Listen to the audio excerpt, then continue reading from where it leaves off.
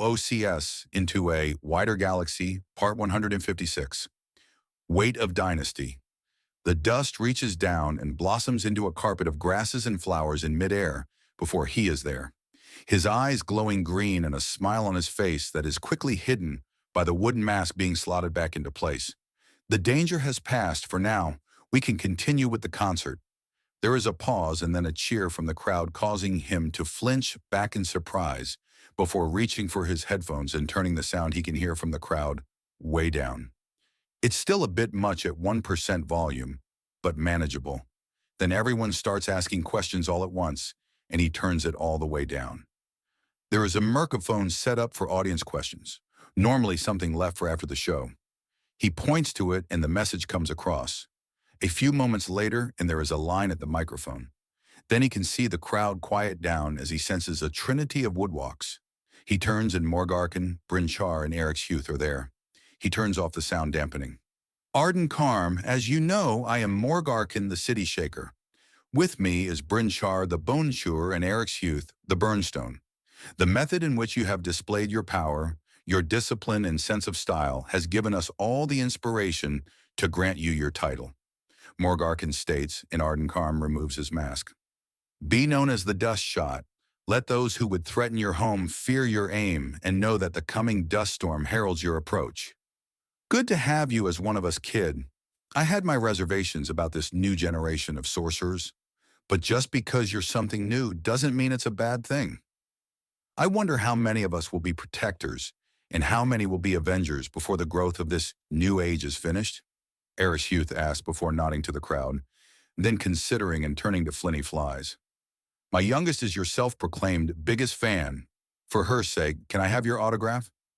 Of course, come on girls, we're all signing. You too, Arden. We're not letting you go after this. Many, many light years away, a young girl with her hair bedecked in replica insect jewelry buries her face in her hands as her daddy shamelessly begs her idol for an autograph. It can be purest agony being the daughter of a sorcerer. They're so embarrassing. She was still watching between her fingers, though, as each band member signed a specialized disc still in its shrink wrap, and their newest member, the sorcerer, signs along with them when they all sign a best of album. She knows she's going to forgive her daddy the second she sees him, but right now she's still embarrassed. Unknown infiltrators using a cloaken language. Are we certain they are not cloaken of some variety? There are effectively two distinct subspecies based on the method of their natural stealth. Is there a third we're unaware of? A parallel evolution? And if a parallel evolution, how is it we've not heard of whatever these creatures are? Hart Garan asks. The queens, princesses, princes, baronesses, barons, knights and nobles of Sobenride had all gathered. He had a full invitation himself for his knowledge of these affairs and the issues involved. Also, he had impressed them by standing and fighting alongside them, which meant that was also blatant proposition. A holographic display of the infiltrators was being shown, and it was certainly an odd species. At the shoulder, it was as tall as an apuk. At the brow, it was as tall as a lopen. Under what circumstance would a creature evolve that way? Necks are rather important after all, and having so much of it is asking for trouble. It could be anything, but that frill or crest or whatever these sails sticking out the side of the neck are. The problem is that it's effectively impossible to find them without giving away the fact you're looking. Subtlety is needed, but is not possible due to just how difficult it is to actually pin them down. Do these markings remind anyone else of Primal Nagasha? One of the knights offers after a time. The room turns to her. I spent some time in the armies of the war goddesses. Those are very similar markings, not identical, but is clearly inspired by them. But the question is, are they natural or artificial? There's no way of telling. But things are dangerous.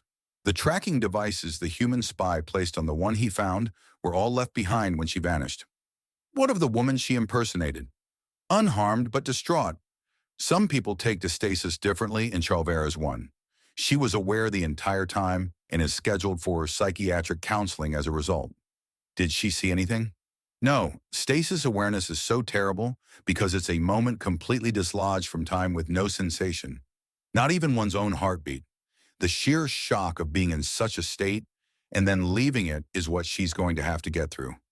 That's a horrifying thing to do to someone. It was also a previously undiagnosed condition of hers. Her kidnapper and impersonator had no way of knowing she was such a person. They are rather rare after all. Good, if it was on her record, then we would be potentially dealing with a willing torturer. How long was she in stasis? Only a few hours, so the mental impact won't be so severe. But make no mistake, sensory deprivation is used as a form of torture for a reason. She has green gruesomely treated, accident or not. Reprisal is needed. Yes, however, the all-important questions of who and why are not being answered. We know the what's. They've attacked us using AI algorithms to cause chaos. That was the specific central goal of these AIs. They impersonate our citizens to capitalize on the situations their AIs cause. That is the what. But who are they and why are they doing this? Does it really matter why? They're the enemy. Chase them down and apply warfire until only base carbon remains. To where? Hargurin asks. This meeting is so we can knock our horns together and hopefully have a good idea or wise insight tumble out. We only have the information we do because a friendly anomaly, that being Harold Armory Jameson, noticed something was off and informed us promptly. He's already left the planet and is likely already making his way off Serbo now, which means these forces have evaded our attention for who knows how long to do who knows what. Chaos is something, but it's just a tool that others use. If you tell me something terrible has happened and it involved a plasma torch, that really doesn't narrow down what's happened or who did it. After all, a plasma torch can cut and weld metal, meaning they could have broken any number of things or people, or built a weapon to harm others or more. This chaos is the torch. The question is, what were they doing with it? Chaos distracts, damages, and confuses. If it's a distraction, then they wanted something to pass by unknown. If it was for damage, then what specifically did they want damaged? If it's just confusion, then what is it covering up? Confusion for its own sake is rare after all. There is one more thing chaos can do. It can cause growth. But that's not controllable, Hargurin notes. Then why bring it up? Thoroughness, one doesn't understand something by dismissing one part or another out of hand. Note to reviewers, the sensation of interplanetary woodwalking does not grow any less distinct after the second time. Observer Wu notes to his recording device, I'm fine with it. You're fine with wrestling starships to the ground. Dumia counters. Big talk from Miss I must make all weapons. Javra snaps back. The plasma mortar works. It worked because those things had the reflexes and adaptability of dead rocks. Rocks aren't alive. How can they be dead? Javra asks. We'll see if we don't pass by a world with a mineral-based life form so we can show you. Giria placates her. Killing a rock monster? Awesome, Javra says after some thought. Just be careful not to bite them.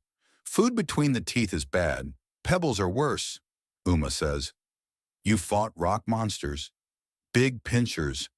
They're less actual animals than living axiom constructs. Kind of like something gave up one or two steps in the way to try and become something like the forest, Uma says. Bad hunting and too much work for literally no meat. It was horrible. Oh, hold me, hubby.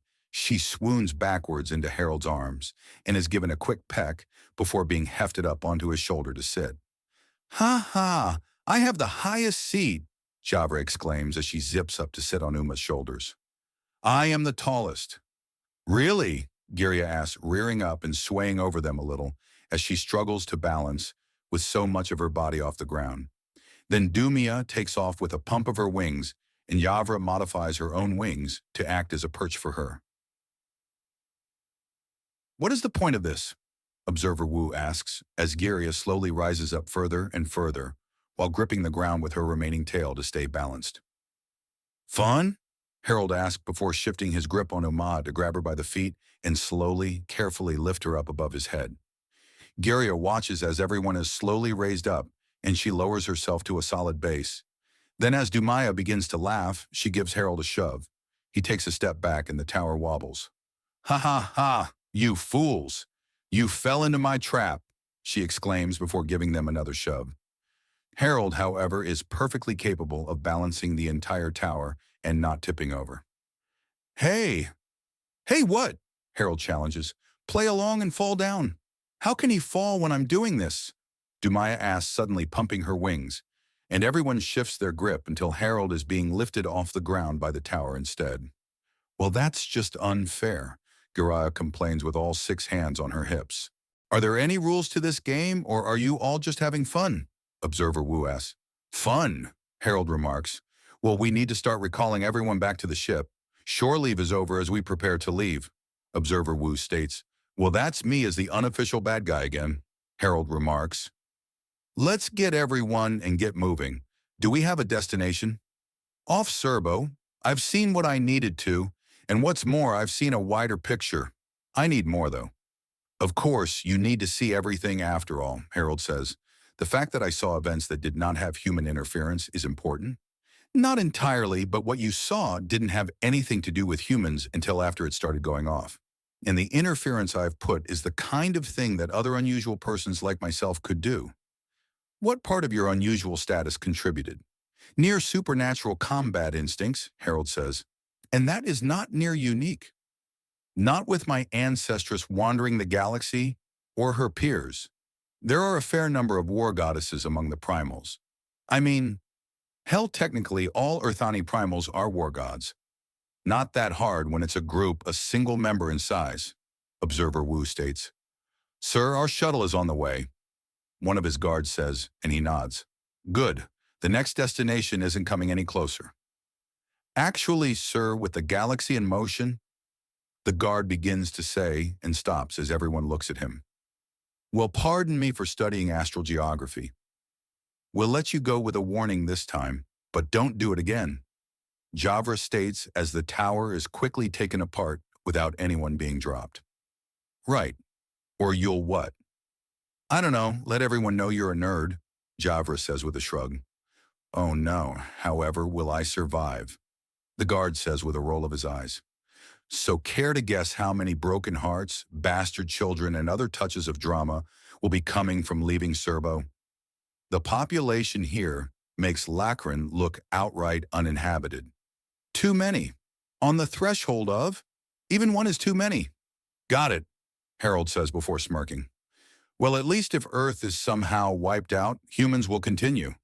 We're in so many worlds now, it's pretty much a walk, Harold says. Why would you bring that up? Several reasons. One is that it's the kind of intrusive thought Herbert would never say out loud. You don't have to become his opposite in all things to differentiate yourself, Observer Wu states. Probably not, but I would like to have more space. Insane combat abilities and instincts aren't enough. You hijacked an interceptor drone by jumping on it, grabbing the internal components, and steered it to crash into another one. Would Herbert do that? Happily. Of course, Observer Wu remarks with a roll of his eyes. Because you're both insane. We're in insane circumstances and acting rationally within them. I'm certain you believe that.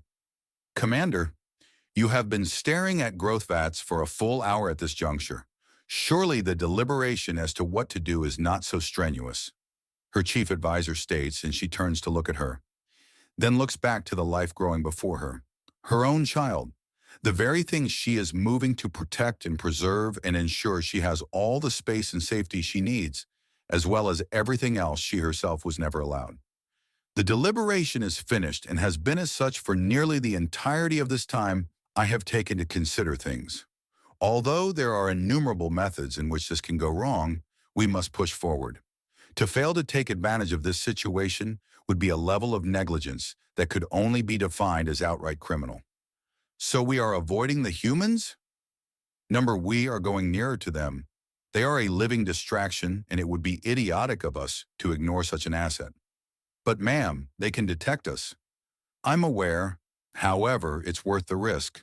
And even if it wasn't, I suspect that this detection ability is unique to the individual in question. Mr. Harold Armory Jameson, we need to determine if it is or isn't, and for that we need to follow him. And if he is hostile, then we retreat. And if his capabilities at detection are not unique, I have done my own research into humans. The physical structure of their brains are markedly different from the rest of the galaxy and have been proven on multiple scenarios to cause unusual reactions to axiom techniques and technology. Then we will know who to avoid, or perhaps who to woo. Humans seem to be just as intrigued with the outer galaxy as the galaxy is with them. The idea of a secret lover in desperate need of his silence and his care would likely thrill a great number of them. And if not, Commander, then we can avoid them, but we require more information. And if they acquire information about US as we do so, I'm not entirely certain it's a bad thing. They seem sympathetic to situations similar to our own. Perhaps we could make use of that. Beg another species for help. After what was done, don't be absurd. For all we know, they couldn't have. Precisely. They had nothing to do with the incident. Nothing at all. And as galling as it is to beg for help, especially from a species that by all rights we could eat, they could help us. I don't like it. Neither do I, but it's quite literally our jobs to think for others. So we must contemplate even unpleasant possibilities. Like begging for help as if we were half-formed, uninformed, maladjusted tube rejects. Yes, as I said, even unpleasant possibilities.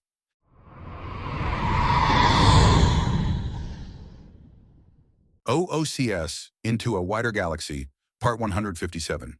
Weight of Dynasty and Elsewhere with Others. He takes a deep breath as his personal yacht lands upon Garan lands again. He is home. Oh my, so I wasn't being spoiled for how delightfully humid the air was? The homeworld really is this lush, Princess Tredy Margaret says. It is, he says with a slight smile. Thankfully, it should be easier to adapt to an abundance of water and food over a potential lacking of set recourses. You think the Margat were ever in the lacking for food and water? No, but I do not doubt that there were times you heard of complaints for the lack. Not really, there were times harvests were poor, but nearby comets and trade could easily make up the difference, Tredy Margaret notes. Fair enough, and it seems I have been missed, Hart Garan says as several of his daughters rush out of the entrance and make a sprint for him. He crouches down and holds open his arms. 4 little missiles impact him and rock him back, and he stands with a bit of a spin to bleed it off to their delight. Children, good to see you again. Did you bring us anything? Souvenirs, courtiers, and potentially a new mother, depending on whether she likes it here. Anything from that ship you punched? You saw that, did you? And I'm afraid not. There was a lot of poison being waved around at the time, and it would be silly to risk it. You brought courtiers? Yes, they're all napping at the moment, so we fooled him. Charge! Another voice from inside his yacht calls out, and the Yal's children come rushing out. Children, meet the Yals. They're going to be your courtiers from here on out. They're not involved in anyone's politics, not paid by anyone, and not being listened to by anyone, which means you all have some friends you can trust and have fun with without worrying. Really? His daughters ask, and he nods. You're not slaves. You're working for me. You can leave. But without your families outside of prison, things are complicated. But as was signed on the contract, you get not only an additional 6 months of payment once leaving my service and free transport to any world in the Apok Empire, which includes Sobin Rid. So we could quit now and get 6 months of money and a ride back home? One of the Yals asks. Yes, but then you'd be missing out on a whole lot of other things. There's things you're getting here that you'd have to pay way, way, way more than you think for that you'll be getting basically free. Like what? Courtiers are a backdoor way into nobility. You want the Yals to have a noble title? This is the easiest way to do it, and you just have to be good for my daughters to do it, Tredy Margaret says with a smile, and Hart Garan grins himself. Money might not be something they fully understand yet beyond something they trade for goods and services, but a noble title? Apok culture the galaxy over was filled with stories of their nobility. So, you girls ready to introduce your new friends to their new home? Hart Garan asks, and there are some cheers as his wives walk up. Miladies. So I take it everything has gone well? Yuragaran asks. Walking out with a princess and so many trade deals that we're predicting an economic boom. How do you do it? Busy people get lucky, and I never even paused for breath when I was there. So should I feel lucky or unlucky that you've only come back with one other bride? He was too busy for even flirting. I had to move fast and lock him down last second to grab on. The man doesn't know how to rest. Oh, that's a grand thing. They're relentless. It's a long and old history that the Guran are basically sorcerers without the weird powers. Piss them off and there's blood in the streets and not a drop of shame in their hearts, Yira Guran says. Incidentally, some of the bodies have given away already. And are they still where they belong? Yes, but the scavengers are annoying the gardeners. What are you talking about? If me or my family is harmed, my answer is heads on pikes, Hart Guran says. We uprooted a number of traitors and spies recently, so just before leaving, I had the duty of placing some heads in their proper places. Oh, you really are right out of the old stories. Yes, I am, Hart Guran notes and then blinks. Are you purring? No, she purrs. He hums softly to himself as he stacks in can after can. There are 2 different shelves for drinks, one for cooled, the other for room temperature. And flower water generally sells well.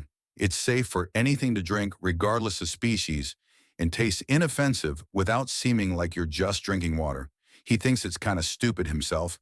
If you want water, just get water. There is a ringing as another customer enters the store and heads his way. He finishes up stocking the shelf and starts to leave before there is a shocked gasp and he turns to see an Apuk woman staring at him. He offers her a nod before slipping into the back with the remainder of the box and she tries to follow. But the door automatically locks if you don't have an employee's bangle hanging off your horn, which he does.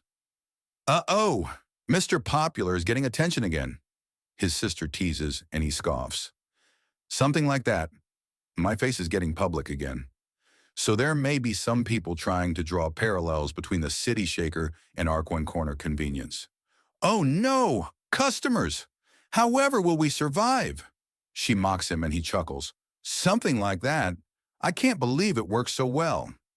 Planting new enchanted forests onto other worlds, naming sorcerers on public broadcasts, and openly helping eat entire forts made of spaceships as a follow-up.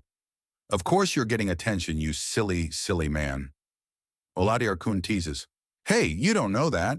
Plenty of ridiculousness happens and no one comments on it. Not if they're in front of live cameras being viewed by quintillions of people. Yeah, so basically no one. Morgarkin jokes and she shakes her head. Well, pardon me for paying attention to census data. It still blows my mind that you read such boring stuff for fun. It's called an archive walk. You just keep clicking on links and eventually you've learned 1,000 different things about 1,000,000 unconnected subjects and have been declared a missing person without ever leaving your room. You know a family is supposed to not have to worry about the super dangerous sorcerer member? Oh please, I couldn't pay you girls to relax about me, he says and she scoffs before nodding, and he turns to see that not only has that first woman decided to crouch down and stare at him through the racks of the cool drinks, but there are several more with her. Both him and Oladi quickly get behind a different stack. Was it worth it? It was. Lilb Tulelb is still a legal mess, but Sobin Ride is open, and I intend to open up every Apok world there is. You know you're going a little far because we were looking for a way to get cheap vacations. We're all tri-tide stretchers to the point of sheer absurdity. Is this really so strange? Changing the history of our species and trying to save some coin is going too far, big brother. You're older than me. And you've got a full quarter body weight on me, and my horns barely scratch your eyebrows at the tallest, Oladiarkin says. Lack of protein on your part. I'll bring back another Paratak for dinner tonight. Woo, the good stuff. Oladi cheers and he sighs. A spiral of dust on the breeze leads up to the roof of a family home in a little end of a street. Arden Karm simply rests on the rooftop, a little embarrassed with himself that he still finds his old bed too soft. He slept on his own floor the first night, but the plush carpet was too much, and now he was napping on the roof. There are downsides to being hardened, to the level he's been. A flicker of want, and there's a mask in his hand that he looks into it. He holds up the other hand and is suddenly holding veil with woven grass over top it. Do either of you have a use anymore? They know my face. There's a slight sound and a vibration through the roof. He doesn't need to look, though. The seeds have spread over it. He can see them. It's his mother. She sits beside him, but doesn't say a thing. The presence is serious and solemn. Neither of them say anything, but he sits upright to be fully beside her. You need to understand something, Arden Karm, she says after a little while. It hurt. It really, really hurt that you ran away. I know I'm not done, she says quietly, and he stops. Now I get it that you needed to find your strength, get your space, and get some quiet. I do. But just because you needed it doesn't mean it was any less awful for us. We lost sleep, we lost weight, we've lost friends, we've lost faith and hope and a great deal of coin. Now we can get all these things back. But please, please, baby, don't do it again. We're your family and we love you. It may have not been said the best way before, but did you ever doubt that we loved you? But I wasn't sure it wouldn't kill me, he says, not looking at her. Baby, I never wanted to hurt you. And I don't want to hurt you either, he replies, and she puts her arm around his shoulder. Then that's where we'll start. That's what we'll remember. Family's a team after all, she says, and he hugs her. She hugs him back. All right, boils and ghouls, Harold calls over the assembly bay. You're all here because all of you went too far on the shore leave. Some of you are in this for a second time, so I hope it was worth it. We're running gauntlets for the next 6 hours. There's some good-natured chuckling and laughs. Now just remember, you brought this all upon yourselves, but never fear, for you're testing the inevitable holodecks with this one. That's right, it's finally up and running, and all of you are going to the crazy capital city of Skathak, now recently renamed Gotham. Yes, after that Gotham. Yes, I'm going there. No, you can't stop me. And yes, this is going on video for the rest of the ship to laugh at. One of the supervisors watching over this raises his hand. Yes, Lieutenant? What exactly are you doing, and can I join in? Second question's answer is a big yes, Harold calls out. To answer the first and let everyone know what we're doing, this is going to be a 3-part simulation. Everyone has to practice their urban tracking. Then is a gigantic mosh pit fight that you have to stay in until a certain number of knockouts or a time limit. Then you need to escape them and take out the remaining opponents with stealth tactics. There will be points for style if you use proper terror tactics, but your main grade is on whether you can get everything. Understand? Sir, yes, sir. The punishment division, suddenly realizing they were getting something more akin to a treat mixed with training. Any other questions? How does this differ from normal Gotham? Aliens. The majority of the civilian population will be alien bat women dressed up in bat family paraphernalia. They're called the Sonir. They have 2 dominant subspecies. One is herbivorous and the other carnivorous. Both are affable as people and desperately looking for a culture. So this batch became extreme cosplayers and nerds. Are there further questions? Is this punishment, hazing, or a reward? Boy, I'm in intelligence technically. It's all that and more.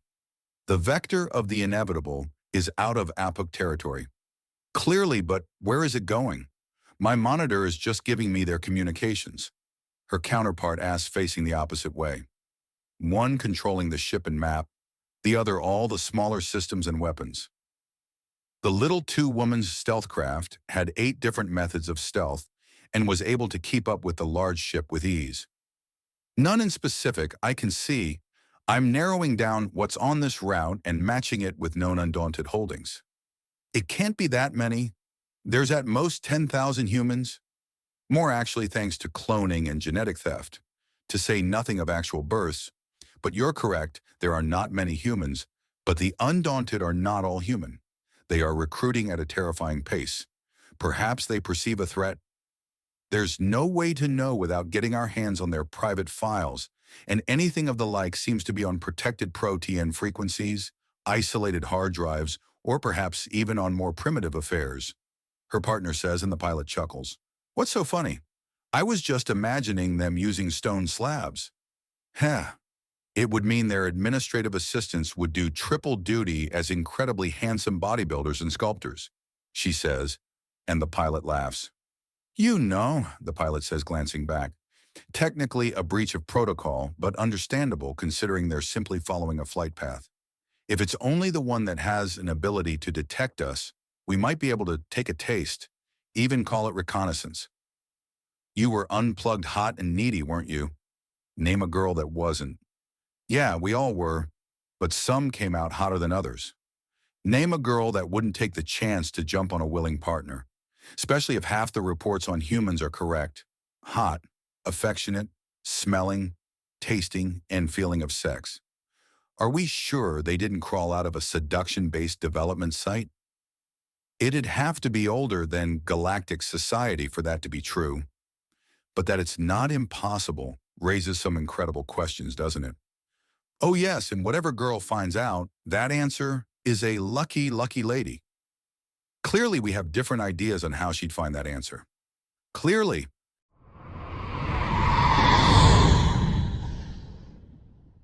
OOCS, Into a Wider Galaxy, Part 158.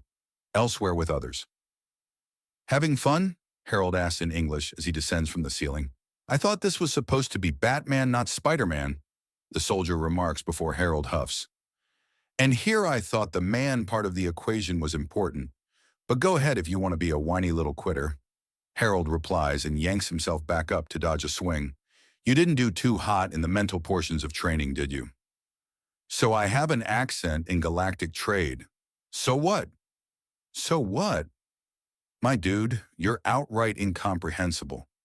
How the actual fuck did you get laid on Serbo sounding like you barely understand how to use a bow and arrow? Body language speaks. Right, and does it speak clearly enough to let the girl know that you're not going to be able to stay and will not be available to help raise any child that may come of the evening's feature presentation? Yes. Right. Are you aware that a physically younger Apak will lay larger clutches of eggs, with the extreme outer edge reaching a baker's dozen on the regular? Really? The current species record for the Apuk is 20 eggs in a single clutch. The poor woman, Harold says, and his trainee pauses and blinks as his mind fills with images. Now, since the people you're trying to interrogate literally do not understand you, we can do one of two things. We can either let you keep embarrassing yourself trying to clear out that accent, or we can get you working on clearing it away. Make your choice. I thought getting embarrassed was part of this punishment exercise. Yes, but you've gone to a level where it's just sad. How the actual hell did you get through the day of speaking nothing but galactic trade? How did you clone, boy? You act like hot shit, but you didn't go through the training with anyone. You didn't go through it at all. Without that space magic bullshit, you wouldn't be alive at all. That's right, I wouldn't. But Axiom is real, Axiom is here and everywhere, and the only time and place it won't be of massive concern to you is when you're back in cruel space. So until then, Buttercup, Harold says, patting him on the cheek. The bullshit is the shit. Now get to training, or I start throwing ships at you. Literally. He then yanks himself back up, and the holodeck has to provide a second instance around him to compensate for the fact that he just backed up 20 stories in a single fast movement. Moments later, and he exits the holodeck and observes those waiting in line staring at him as he does so. So is that a common sentiment? Or is Sergeant Shithead in there alone in his opinions? Well, first you were too curious, then too skilled to question. But the shine is wearing off. How much does a clone actually know? And we saw you go from proper strong to wire and bone with skin stretched over it, not to mention dude. You kind of got one of those faces you know. I know it's a family trait. The Jamesons use up all our good looks before puberty, and they fade hard and fast after.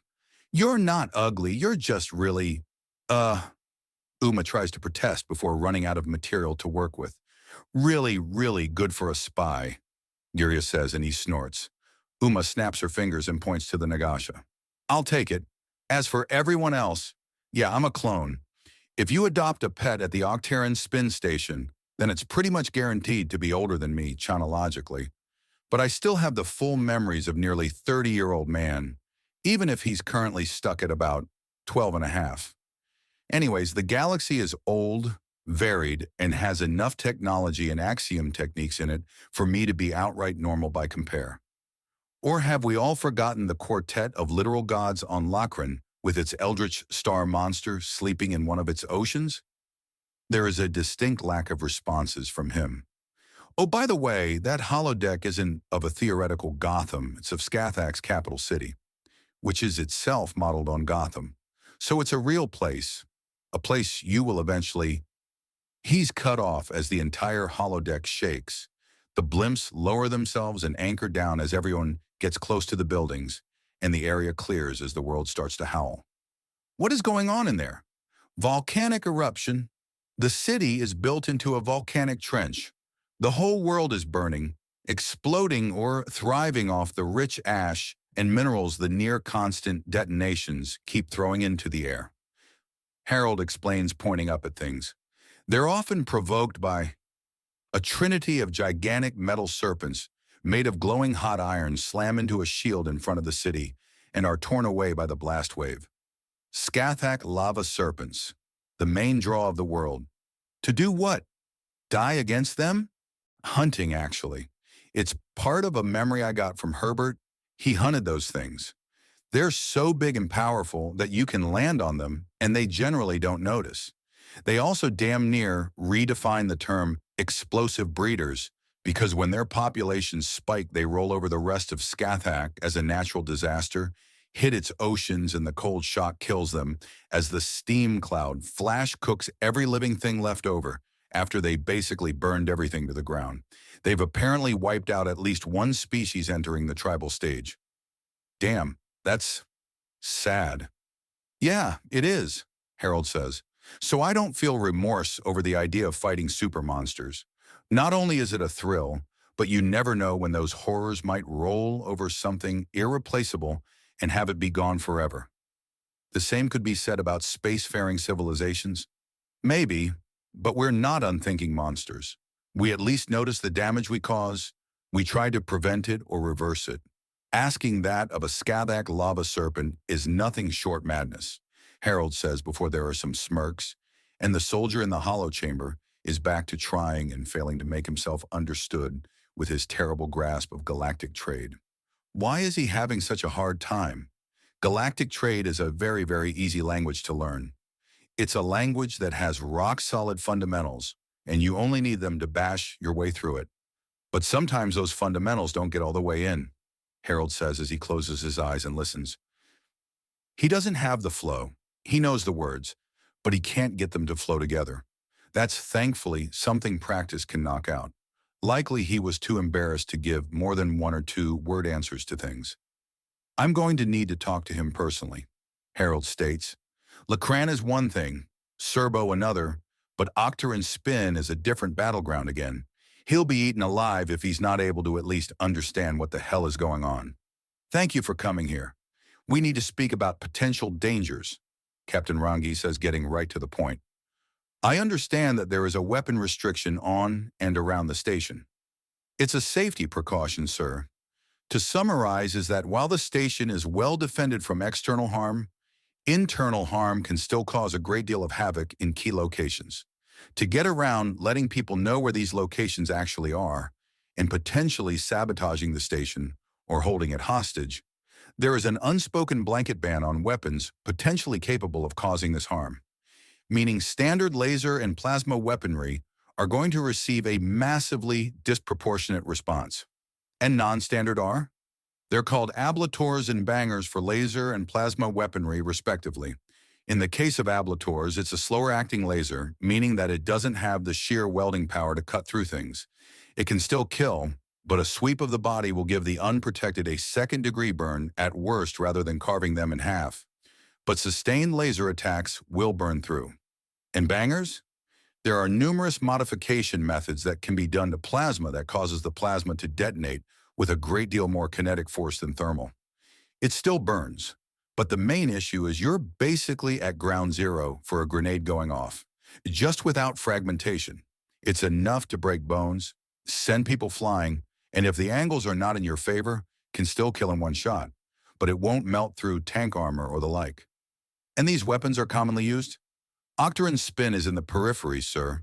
It's between sovereign space of several different factions and basically a no man's land. Everyone here is in some way armed or armored because it's very much law of the jungle. Why is there an undaunted presence in a place like this? Numerous reasons. Innovation, recruitment, espionage, sheer resourcefulness, and more. These are the places where people who don't want to deal with governments go, where the laws can be summarized as, don't ruin it for everyone and don't be an idiot. That appeals to several types of people, but the ones we're paying attention to are the highly skilled individuals that are not willing to play with the hypocrisies and innate issues of governments, such as Grand Huntsmistress and Matriarch Isma, who I'm looking forward to seeing again. Harold says, Grand Huntsmistress and Matriarch meaning Grand Huntsmistress means she is considered the best of the best for hunting creatures the galaxy over. The lava snakes you've no doubt seen in the simulations? She thinks they're good for practice. Matriarch as a title means she has helped uplift an entire species. The Sonar being one of several races she has elevated. Why is someone who has shaped the actions of the galaxy at large living in a place such as this? That is her business, but you can and will find people like that in places like this. These are people too powerful to even entertain that they're not the biggest girl in the room. Can you imagine a police officer trying to tell some of the people you've seen that their fence isn't up to standards? Or that because they've gone on an unexpected vacation and let their lawn become overgrown, they're being hit with fines? Oh, these places are pressure release valves for the very dangerous and confrontational. To say nothing of it being a place where you can get the kinds of technology, information, and resources that are simply not legal in nearby systems.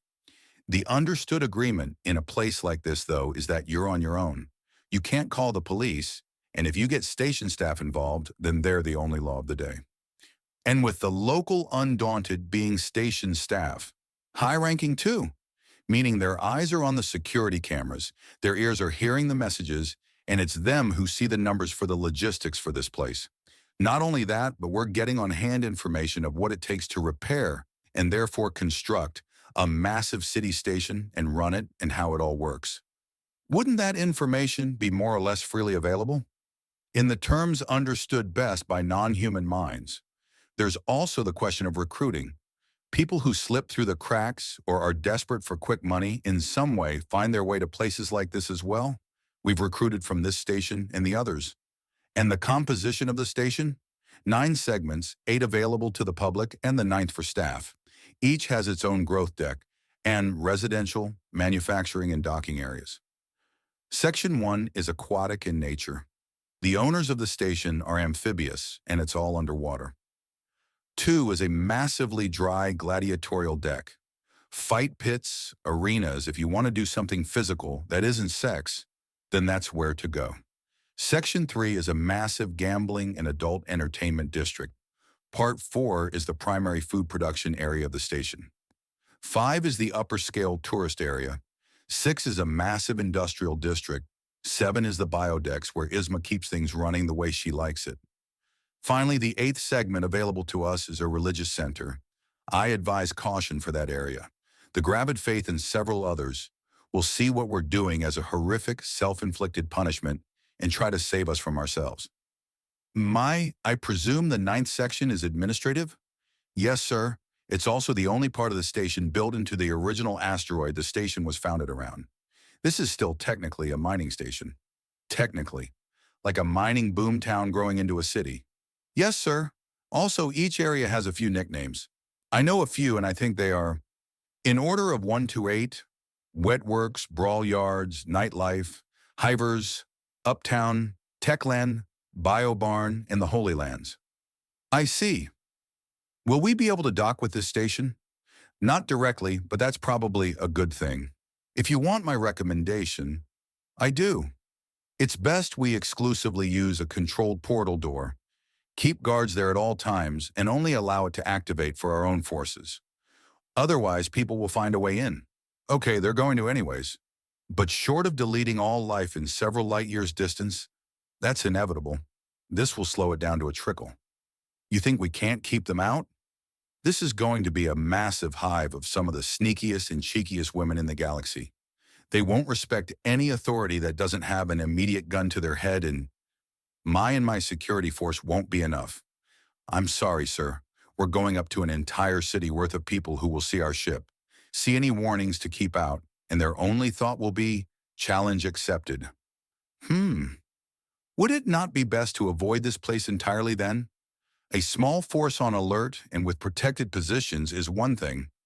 This large vessel and its crew, There are too many places to hide in weak points. That's not up to me, sir. I'm just informing you of the risks and dangers. I see. Thank you for your candor and the information. I will speak with Observer Wu. Captain Rangi states and Harold nods. You are dismissed. All right, I'll get back to things, sir. More than a few soldiers needed a bit of a brush-up on galactic trade. The scare of having so many defects made renewed training focus on loyalty. Many who knew the language let it atrophy. Yes, I can see that, Harold says neutrally. Their likely destination has a permanent population, several million in number, and a temporary population over 10 times that. We should set up an outpost here.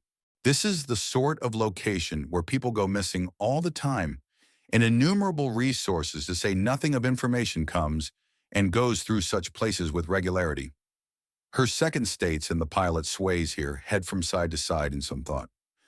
Possibly the location will need to be properly scouted if we ever abandon the origin system.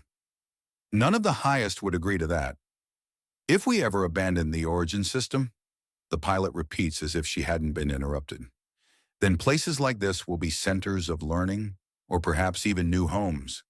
You would abandon the origin system? Not willingly, she states, and the rest goes unspoken, but is well understood.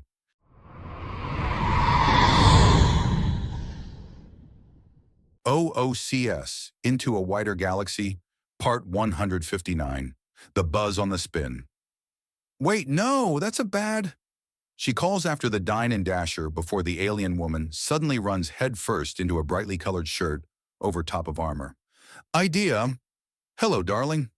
How has your day been? Her son walks in with his right hand wrapped around the gray-skinned woman's throat as he casually enters her diner. Pretty middling, to be honest. Not much going on. So the rumors I heard about some kind of riot where you were breaking limbs every few seconds? She asked somewhat plaintively. Oh, that? Some idiot was trying to play with an axiom effect that's always a big no-no around the undaunted. We don't like mental effects of any kind, and an obsession pulse coming from a golden cube? Bad. Very bad. And how did that end up with you in a 50-woman mosh pit?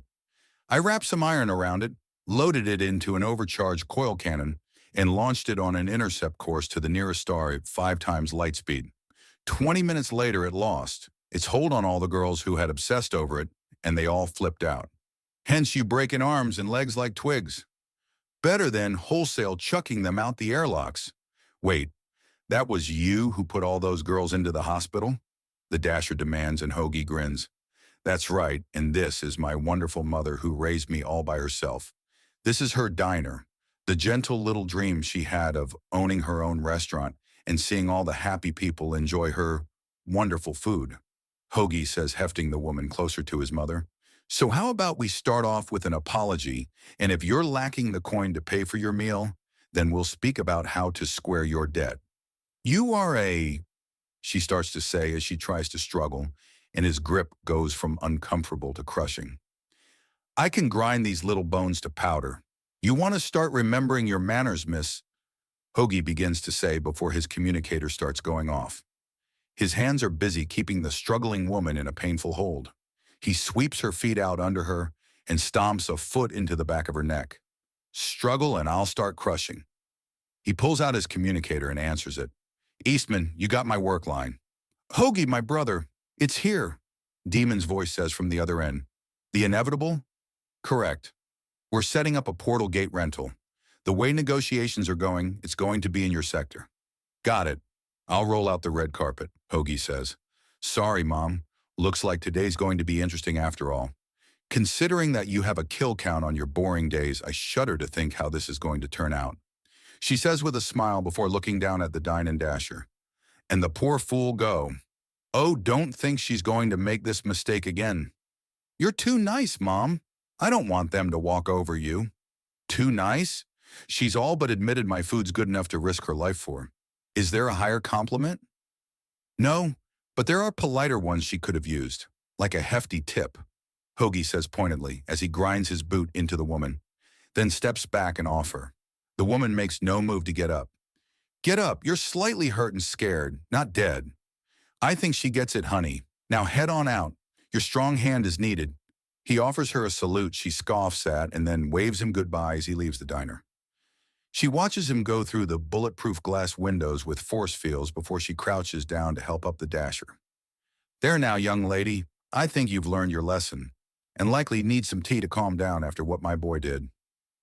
Why are you helping me? The gray-skinned woman asks as Janet sits her right where she had eaten previously. Her dishes were still there. My son may be the rough and tumble type, but on Earth I learned another way of dealing with people like you, Janet says as she takes away the dishes and brings them back before returning with a cup of citrus honey tea. Modified to be as nice as honey lemon, but safe for alien life. What are you going to do? Guilt, dear girl. I'm too nice to be nasty to. And you think it'll work after you tell me? She asks as Janet sits opposite of her and slides over the mug of tea. Her simple smile is all the answer she gives. Now remember, this is where people who don't put up with being bossed around go. Just assume everyone is armed and dangerous. All right, men, Harold asks before the portal flickers to life. And we have a connection, remember. Everyone posted to this station deals with criminals, lunatics, and bandits on the daily, and is so tough that Hoagie emerges from the portal, his bushy mustache and tropical flower, patterned shirt plain for all to see. Must you make a mockery of me? Harold asks. Yes, and twice on Sundays, Hoagie replies. Daniel Eastman, your gateway is hooked into Deck 4, which is both officially and unofficially my section. Come on, I'll give you the 10 tri-tight tour, so long as you don't mind the literal army of angry bees. As in insect or alien? Someone asks, and Hoagie just gives him a confused look. Yes. Good God, man, it's not all mammals out here, Hoagie says. Anyways, everyone after me. As chief of this sector, it's my duty and privilege to throw idiots out the airlock, so keep your and stay with us in the air. You'd throw one of US into the vacuum? If you start killing people at random, damaging the station, or getting in the way of my investigations. Investigations? So there's crime afoot? Unofficial pirate station here, buddy. If there isn't any crime, it's time to be really, really worried. I think he was asking more about what has your current attention. Someone is playing with mental effects, and me and all my coworkers take that shit seriously. What I have is cataloged and destroyed, but I still don't know what soon-to-be stain on the bulkheads made it. What was it? Golden Cube created obsession in anyone that got too close to it. How'd you respond? Well, seeing as I'm not usually brought to full mast in the presence of shiny metal, I knew something was up. Full mast? Didn't stop until the thing was destroyed. Made negotiations hard when I had to fight against the urge to hump things, Hoagie says. So, pretty boring day all told so far. Anyways, we going? You've dealt with a brain-melting device of unknown origin and consider it normal? I'm not being actively shot at, so it's pretty sedate at the moment, Hoagie replies with a shrug. Anyways, I shot it into the nearest star, so that's one piece of trash thoroughly taken out. And a fairly large report for me later. Now let's go already. And with that, he steps back through the portal, and Harold shrugs before following. Well, we didn't come here to mess around, did we? He asks, leading the way in. An alarm sounds out, and Hoagie turns around. So there is something fucky with that sword. The hell are you packing there? Doesn't have a name yet, but it's going to have to wait on the inevitable. That alarm looks out for axiom effects that can rip through bulkheads. So unless you want to be stared at even more blatantly while you're here, then I suggest you put it back. Let them stare. With my face, they'll lose track of me anyways. Harold dismisses and Hoagie huffs. All right then, Hoagie says before turning directly to the cameras. He wants to play it that way. Kick off the Prissy protocol. Prissy? We've had battle princesses, have crimson hewers, and that's to say nothing about what lurks in Sector 6 and the occasional stray adept that jets through here. We know how to deal with drama queens too strong to openly stop. Carbon monoxide, Harold suggests. That's my suggestion, but no. You'll just have to wait and see what the Prissy protocol is. Akutha says it's a paranoia gambit to make me straighten up because I'll never know what you're going to do, Harold says, and Hoagie holds his gaze for a moment, then flicks a Kutha coin at him. Dick, Hoagie says as he catches the coin and then makes it dance across his knuckles. That's Mr. Dick to you, Harold says, balancing it on the tip of his middle finger, then catching and pocketing it. All right, you damn show-off. Welcome to Octarine Spin, where the trash goes out the airlock so often we've got atmosphere on the outside. Hoagie explains as he leads the way further in with Observer Wu and his bodyguards directly behind him.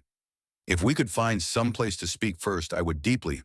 Observer Wu begins before a cry of rage is heard, and Hoagie is pounced on by a furious Canador wearing rags. The next 10 seconds are a blur of claws, fangs, and literally inhuman yowling before the Canador suddenly starts twitching and collapses. And what was that about? Harold asks as Hoagie tosses the woman to the side and starts calling this in. That cube I mentioned? Breaking it set everyone I knew to be affected by it berserk, and it looks like we missed at least one. How can you tell she's been cubed? Feel the side of her head. The last wisps are fading, but you can still sort of feel what it was doing. Hoagie answers and Harold moves to give it a feel. Shit, what is that? It's whatever the hell the cube was. Whatever it was gilded, but it didn't stand up to being shot into a star. Couldn't you have just hit it with plasma? Load it into the barrel of a ship's plasma cannon, and it's as good as being shot in a star. Considering half my blood was in my dick and the rest racing to follow, I wasn't exactly thinking straight, Hoagie admits. Is this common? Observer Wu asks. Mental effects? Number generally due to the fact that no one likes being under them, and retaliation is usually pretty severe. There's a Pavlovian distaste for them. Easier to bribe or blackmail someone. Not what I meant. I meant the fact that while numerous aliens became what seems to be emotionally dependent on the cube, you grew sexually frustrated instead. Observer Wu clarifies and he nods. Yes, the physically different structure of a human brain means that most mind-affecting effects have differing outcomes than intended with us. The cube having an axis of obsession and lust is one example. There's another that has an axis of berserk rage in aliens and full sensory nightmare hallucinations in humans, and another still induces a form of absolute stealth against aliens, but quickly induces a stroke in humans. It's not always to our advantage, Hoagie says before considering and then looking down the hallway. Ah, that explains it. Observer Wu follows his gaze and there is a battlefield just outside. My wives were on Overwatch, and clearly this big girl was the only one tough enough to get through the gauntlet, Hoagie says as he hefts up the Canador over his head one-handed and starts leading the way out. A few bright laser beams of differing colors crash into the heat-resistant fur of the oversized woman, and Hoagie nods. Husband, she was so fast. Are you hurt? A tiny figure says. Black and yellow and clinking with chains, spikes and leather mixed with a gigantic, still-glowing laser rifle that looks like a cannon on her tiny person. Her hair is up in an aggressive and massive faux hawk. She looks like she came screaming out the American 80s with no regrets and half the restraint. Nothing worse than a shaving cut. This big idiot, on the other hand, is lucky her obsession with that stupid thing stopped her from eating. Otherwise, we'd have a reeking mess to see to. Oh, the bee woman states. Right, introductions. This is Zizi, one of my many Charby's wives. You even look at me cross-eyed and I'll pluck them out, she threatens. Isn't she a charmer? Are all of them that aggressive? Oh yes, the entire Berserker's hive is this aggressive. The other ones are worse. My presence doesn't calm them. Why would anyone tolerate this? Observer Wu begins to ask as Zizi brings up her laser, and Hoagie grabs it by the barrel and covers the entire muzzle with his palm. No, he says to the scowling Charby, who is trying to shake off his grip without hurting him. As for you, Observer Wu, despite being the definition of aggressive, Charby are also the living embodiment of industrious. There are just a little over 1,000 fully grown Charby on this station, and they produce so much food that it's an export. Just think on the sheer scope of that. Furthermore, they're mostly insular. The reason they're out in force is because of me. I'm the hive husband, so they want me safe. Otherwise, they'd be content to farm, refine, and sell all their goods. Charby's hives break famines the galaxy over, and to know they're nearby is to know nothing of hunger. Ah, understandable. Although it's hard to picture her as a farmer of some kind. Blow it out your ass, squint eyes. I'll use your ashes for fertilizer. "Sizzy, he insulted me," she protests and he sighs.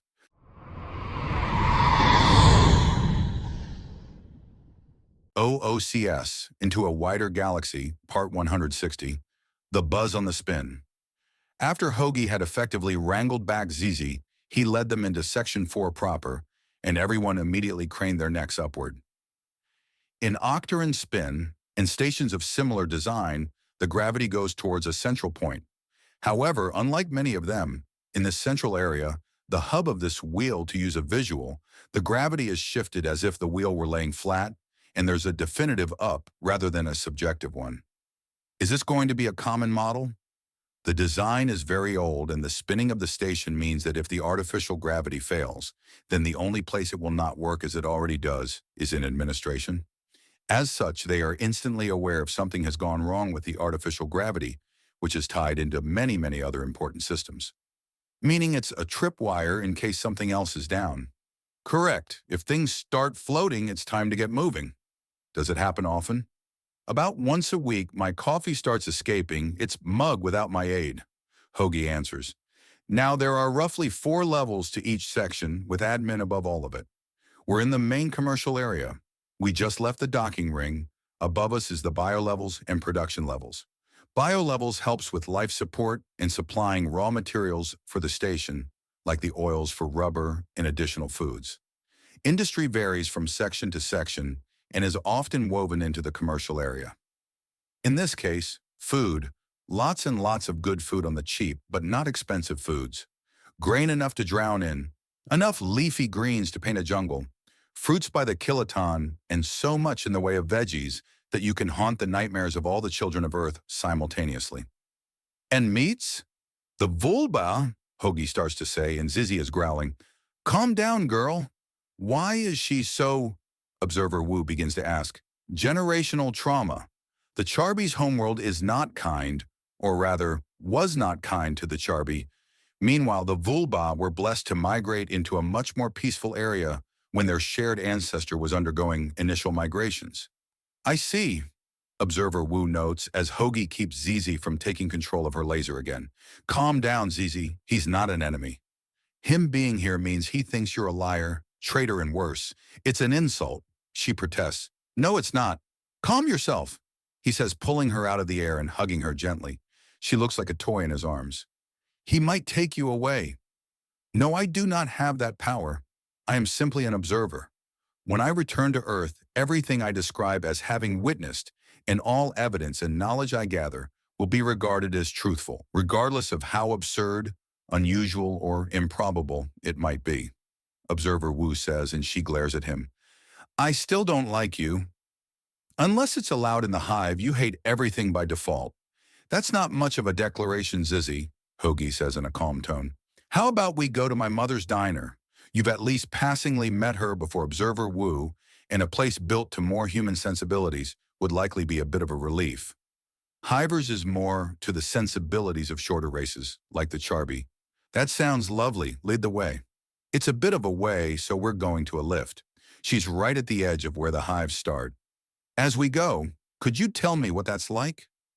A Charbis hive is an extremely well-fortified and defended family home. It's also intensely private and a complete betrayal to give even the smallest details about it to one not already invited in. So I cannot tell you more beyond the immediately and extremely obvious, which includes the fact that they're very well defended, very comfortable, and very well maintained, Hoagie says. I see. And your family situation? I am the hive husband. The women of the hive are my wives, and the children of the hive are mine. The nearby hives are either sister hives or the mother hive to berserkers. One day there will be daughter hives. Is this understood? It is. Thank you, Observer Wu states as they enter the lift. Is it possible to earn the right to enter a hive? It requires absolute trust, the kind of trust that normally goes only to close family. So your mother is permitted into the hive? Observer Wu asks. Correct, but only berserkers. I have a semi-invite to the other hives. Meaning, I will not be turned away or attacked on approach. They will let me speak and I will be potentially allowed inside under armed escort. This is a rare event among hives, however. Many go their entire lives without playing host or being hosted in such a way. I see, very interesting. Any advice for dealing with the Sharby then? Respectful distances and do not respond to their insults. They're very reasonable but very defensive, Hoagie says as the lift reaches the proper level. He then leads them out of the lift and to the immediate left. A simple sign proclaims the glass-walled restaurant is Janet's Joint, where a young woman in a bouncy, pale pink waitress outfit and an apron over top is having a lively conversation with a gray-skinned alien woman who's picking at her own waitress outfit as if unsure. She did it again, ZZ mutters. Yep, Hoagie replies. And she's kind of scary. She keeps doing this. That's Mom for ye. She has no enemies, Hoagie says fondly. How'd you become so good at fighting with your mom, making the fucking vulva look like canadors? ZZ demands. I blame my dad and the 2 years of insane training back on Earth. Being a complete shit of a kid also contributed, Hoagie remarks before his communicator goes off, and he answers it in an instant. Eastman. There is a pause, and he sighs. I'll be there shortly. I need to square away Observer Wu so he can get his bearings and start poking around. If some more people could spend their break at my mom's diner, it would make things easier on him and likely everyone. He smirks. Yes, I'm aware that it also helps my mother. What do you think I am, stupid? That was rhetorical. Anyways, I'll be on my way shortly. Thank you for letting me know. He finishes the call and turns to Observer Wu. Sorry to say, but I need to leave shortly.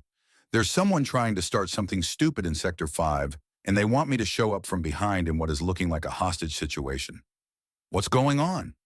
No idea. I'll get you sitting down comfy and safe, and then I'm going to make some idiots decidedly unsafe, Hoagie says as he holds ZZ out a bit and tosses her up a touch. She starts flying immediately and buzzes away to talk to her sisters about something. He then leads them at a fast clip into the diner. Hello, Mother. Sorry I can't stay. Someone's being a dummy in the next sector, and I'm sure you know Observer Wu and what he's here for. Love you. Bye, he says, giving her a quick hug and then rushing out and then sprinting to the edge of the platform and leaping hard. The problem with being in charge of so much, Janet says fondly. Anyways, welcome to my diner. I have foods from Earth and as substitutes that are nearly identical in taste. All locally grown, freshly sourced, reasonably priced, and hand-cooked. How can I start you all off? A coffee to begin with, some cream and sugar on the side so I can fill the rest in myself. Certainly, we have whipped cream too. Oh, maybe next time. I'm afraid I need to speak business, although I would like to speak with you a touch. About the things you've seen in the, oh my, couple of months since you were on the inevitable. Certainly, and what about everyone else? My new waitress is very fresh to the job, so please, go easy on her. Please? He exits out the maintenance hallway and crouches low, a focus of energy to the top of his head and a tiny piece of kutha embedded in his skull activates. He goes from Magnum PI to professional soldier as a tri-tight reinforced cloak covers him, coupled with a helmet with face guard and protective goggles. He withdraws a banger rifle from under his now hidden Hawaiian shirt and creeps forward. As he does so, he hears shouting, swearing, and there is a scream of fright. Distinct from a scream of pain, so it just means that someone is being stupid and not hurting others yet. But things are escalating in a hurry. And if not, then Miss Eris gets her head blown clean off. A woman is screaming as he slips out the door and into the compromised hotel lobby. The entrances to the rooms and main entrance were covered, but no one was looking to the unobtrusive maintenance hallway with the unlisted and unsigned door between two art pieces. Pieces that Hoagie is 90 to 95% sure are fakes, but he can't rule it out that someone stole the originals and stashed them here. He moves fast. He's not going to be unseen for long as he draws out his Lucky Luger and quickly has it pressed up against the back of the hostage-taker's head, with his banger pointed back to the rest. Let the hostage go, or your head gets blown clean off, he says, and everything pauses. You have 3 seconds. 1, 2, 3. She twists to try and throw him back, and his shot deflects off the now axiom-reinforced head of the woman. He full-body tackles her and carries her, the hostage and himself, out of the hotel lobby. He grabs around the criminal and jumps back to separate her from the hostage. They turn on the ground for a moment, and he ends up with her pinned under him with his banger held to her collarbone. Her jaw drops under her disguise in the crowd. Was this one of the humans on the station? He had simply emerged from a doorway that blended into the opulent lobby and then crashed through the scene, freeing a hostage and taking one of the criminals hostage in a single reckless, swift and bold movement. After he wins his wrestling match with the Tret woman, his helmet and cloak are called back into an axiom pocket somewhere on his person, and he's revealed to be a man with prominent facial hair and a very bright and distinctive shirt. She records and simply observes as the individual wrestles the hostage-taker upright and uses her as a hostage to force the others to hesitate, which is all the time needed for canadors in red-patterned armor to launch some kind of grappling cables at the remaining women and literally reel them in. It's over. It's already over. A good chance to see how exactly these less-than-legal areas deal with outright crime, and it's over in 10 minutes. And most of that was waiting for the strange human to crash in out of nowhere. She slips away from the crowd before activating a communication device she's had implanted into her jaw. Human identified as Daniel Eastman arrived with previously unknown helmet and cloak configuration as additional armor to his already understood low-profile equipment. Confirm status update to persons of interest. She says to her opposite still on the ship, returning to scouting for appropriate area for potential long-term observation. As she finishes her report, she fails to notice an entity above her. Not that it's fair to blame her for such. The creature in question has no physical presence, is not interfering with airflow or photons of any sort. Invisible, inaudible, leaving no scent and leaving no impact, the super predator follows the infiltrator in amusement, then suddenly pauses and then rushes away, undetected the entire time. Above a crib, a suddenly fussy baby is gently picked up and kissed by a gigantic black creature. Next to it is a newly laid egg in a sealed and properly maintained incubator chamber. There, little one, it's okay. Mommy's here. It had taken a little for the tiny bundle of joy to adapt to her. Being two-born was hard, even in ways that weren't normally considered. Without being born of one of her eggs, the poor little dear hadn't been able to tell that she was mommy. It had taken a little, but it had been so worth it. Tony, soft and hot hands reach over her head crest and leave trails of colors in the heat as he traces all kinds of patterns over her. She gives her little baby boy a kiss, and he giggles before the sound of her communicator rings out, and she answers it with one of her free hands. She looks at the sender. Oh, it's your tube brother. Although from my understanding, you're technically older than him. A whole week. Isn't that silly? Isn't that just so silly the way life works at times? She asks the happy, gurgling little guy. The bits of happiness from the baby is all the answer she needs before answering. Hello, little Harold. I hear you've been having a time of it. I have. I've gotten into all kinds of fight, all sorts of medical procedures, and all new worlds. Speaking of, I'm on station. Do you have time for a visit, or are you just about to leave for another trip? Oh no, I'm going to be grounded for a bit. 2 new babies to take care of, both relatives of yours. Really? I guess I have to visit then, Harold states. You do? Anything I should be prepared for? Yes, I have wives now. Oh, you just grew up so fast. Anyways, prepare for not just me, but a great desert Nagasha, a Metak, a Saramali, and a Takra. Oh, a colorful bunch. What connects them? Larkin and the primals surrounding it. Thessalia is the ancestress of Giria, my first wife, and she introduced me to Javra, Dumaya, and Uma. Warriors all. Well, this is going to be fun. See you soon. Oh, and one more thing. There's some very sneaky little ladies on the station.